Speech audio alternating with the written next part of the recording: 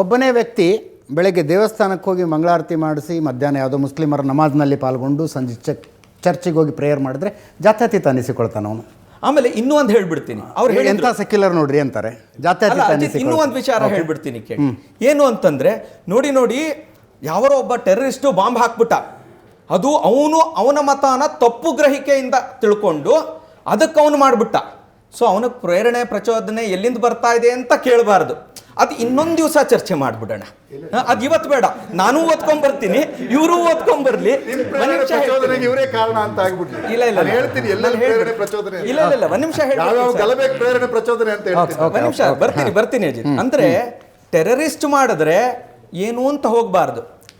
ಒಬ್ಬ ಹುಡುಗ ಒಂದು ಸ್ವಯಂ ಸೇವಕ ಏನಂತಾರೆ ಶಾಖೆನಲ್ಲಿ ಸೂರ್ಯ ನಮಸ್ಕಾರ ಮಾಡಿದ್ರೆ ನೋಡು ಏನೋ ಒಂದು ಹಂಗಿದೆ, ಅದರಿಂದ ನೀನು ಹಿಂಗೆ ಮಾಡ್ತಾ ಇದೀಯಾ ಅಂದರೆ ನುಣುಚ್ಕೊಳ್ಳೋ ಅಂಥದ್ದು ಸ್ಪಷ್ಟವಾಗಿ ಕಾಣಿಸ್ತಾ ಇದೆ. ತಪ್ಪು ಎಲ್ಲಿ ಅಂತಂದರೆ ಆಚರಣೆಯೊಳಗೆ ತಪ್ಪಾದರೆ ಗೊತ್ತಾಯ್ತಲ್ವಾ, ಅದನ್ನು ಕಂಪೇರ್ ಮಾಡಲ್ಲ. ಎಲ್ಲೋ ಏನೋ ಒಂದು ಬರೆದಿದೆ, ನಿಮ್ಮ ಬರೆದಿರೋದು ಇವನು ಆಚರಣೆ ಮಾಡ್ತಾ ಇರೋ ಹಂಗಿದೆ. ಆಚರಣೆ ಮಾಡೋದು ಒಂದು ಬೇರೆ, ಬರೆದಿರೋದು ಬೇರೆ ಕಡೆ. ಆದರೆ ಆ ಆಚರಣೆಗೆ ಟೆರರಿಸ್ಟ್ಗೆ ಪ್ರೇರಣೆ ಎಲ್ಲಿಂದ ಬಂತು ಅಂದರೆ ಇನ್ನೊಂದು ದಿವಸ ಚರ್ಚೆ ಮಾಡಿಬಿಡೋಣ. ಯಾಕೆ ಅಂತಂದರೆ ಅದು ಸ್ವಲ್ಪ ಅದೇನೋ ಅಂತಾರಲ್ಲ, ಸೆನ್ಸಿಟಿವ್ ಏರಿಯಾ ಬೇಡ. ಆ ಸೆನ್ಸಿಟಿವ್ ಏರಿಯಾ ಅಷ್ಟೇ ಇರೋವಂಥದ್ದು.